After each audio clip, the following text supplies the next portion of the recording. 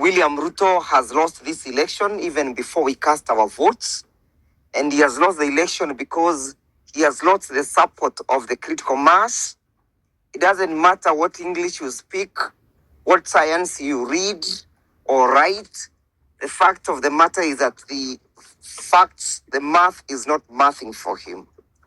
He has lost the Kamba votes in its entirety. He has lost the Mount Kenya votes in the entirety. He will not get the Luhya votes. You can see, if you want to know that he has lost this election, you can see how he's fidgeting with the issue of who is going to be the deputy president. Tonight I've had Junet attempting to indicate that for them in ODM, they'll be fronting Oparanya as the running mate. It tells you therefore to the extent that William Ruto is already envisaging a running mate coming from Western.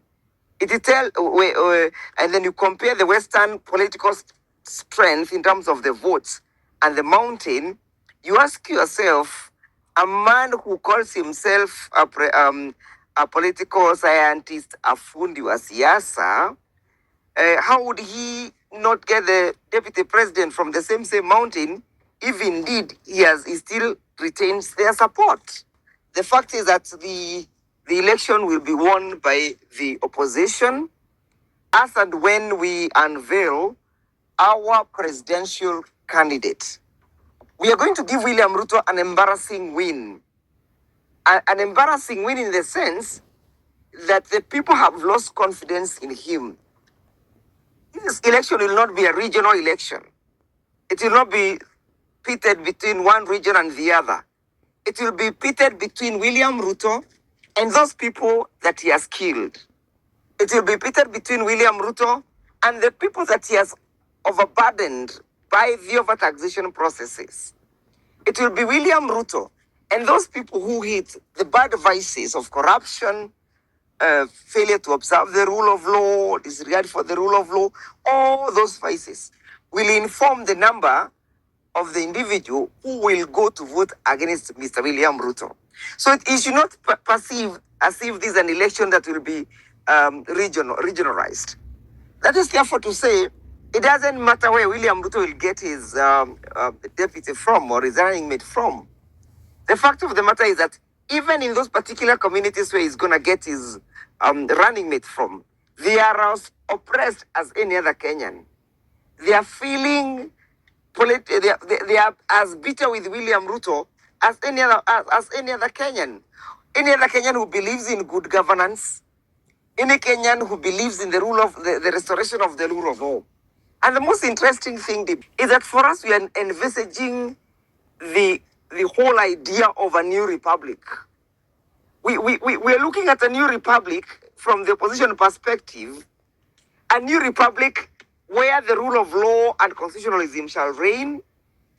We are looking at a new republic where the burden of taxation shall be shared equitably and equally in a manner that encourages the growth of business and not killing them.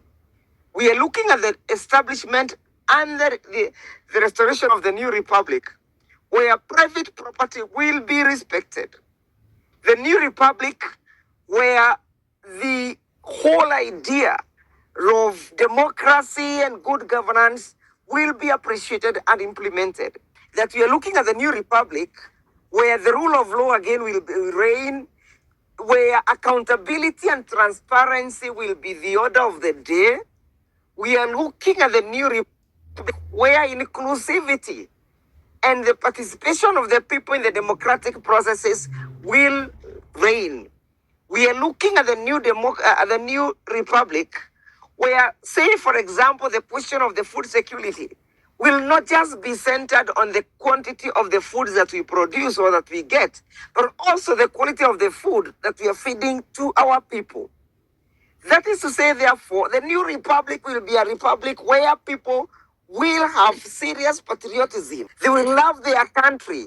They will be proud of their country. They will cherish their country. The new republic will be born the day the opposition takes the mantle of leadership in this country. The new republic will represent the whole idea of inclusivity and the people's participation in the policy formulation, policy implementation, policy formulation. That is a new republic that we envisage, Dibal. And the new republic will be born by the Kenyans themselves. They will be the owners of the new republic. That is the republic that we are envisaging. That those who believes that this Kenya requires a rebirth, those who believe that we need to restore our institutions, we need to restore the rule of law and constitutionalism. We need to restore the whole idea of democracy and the participation of the people, the growth of our democratic institutions, the independence of the judiciary must join us. And those are the people who are going to vote against Mr. William Ruto. So the dream of the new republic is what will take Mr. William Ruto home. It is not the regionalization. It is not the balkanization. It is not the insults, but the new republic.